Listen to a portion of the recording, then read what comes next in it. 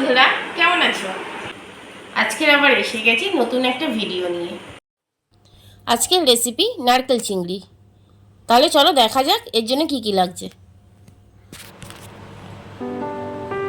ফোড়নের জন্য নিয়েছি গোটা শুকনো লঙ্কা, গোটা জিরে, গোটা গরম মশলা আর তেজপাতা।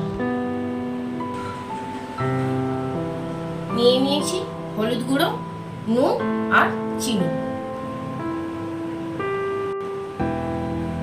4 চামচের মতো সর্ষে, কাঁচা লঙ্কা আর নুন দিয়ে বেটে নিয়েছি। মাঝারি সাইজের একটা নারকেলকে কুড়িয়ে নিয়েছি। লাগছে সর্ষের তেল আর কাঁচা লঙ্কা চেরা।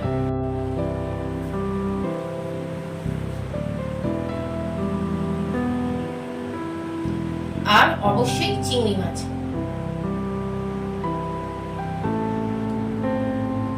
চলো আর দেরি না করে রান্নাটা শুরু করে নেওয়া যাক।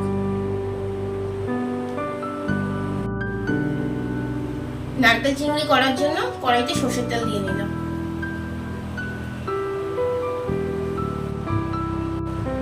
চিংড়ি মাছগুলোকে এবার নুন আর হলুদ দিয়ে মাখিয়ে নেব।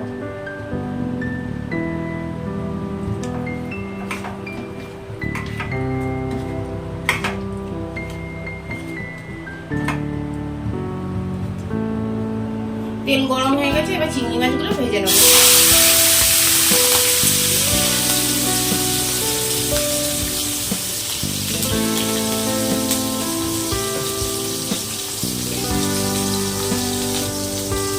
চিংড়ি মাছগুলোকে ভেজে নেব।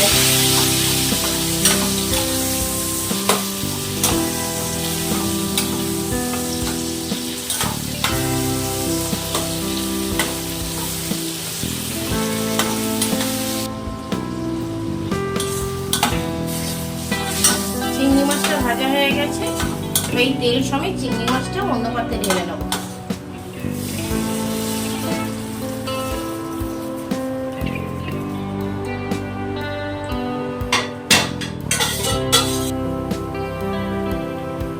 একটা কথা জানিয়ে রাখি, এই চিংড়ি মাছ ভাজা তেল দিয়ে গরম ভাত খেতে কিন্তু খুব ভালো লাগে।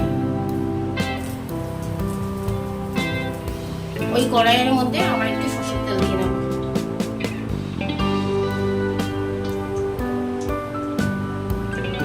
সর্ষের তেলটা একটু গরম হোক।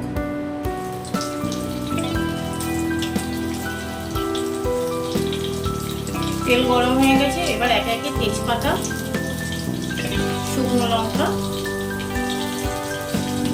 গোটা জিরে আর কয়েকটা দারচিনি আর এলাচ দিয়ে দিতে হবে। ফোড়নটা একটু ভাজা ভাজা হলে এর মধ্যে কোড়ানো নারকেলটা দিয়ে দেবো।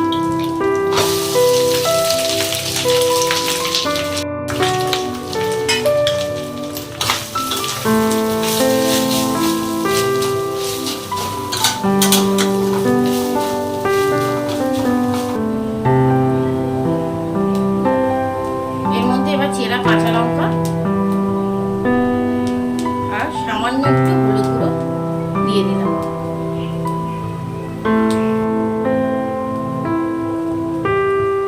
নারকেলটা খুব বেশি কষানোর দরকার নেই, বেশি কষালে নারকেল থেকে একটা বাজে গন্ধ বেরোয়।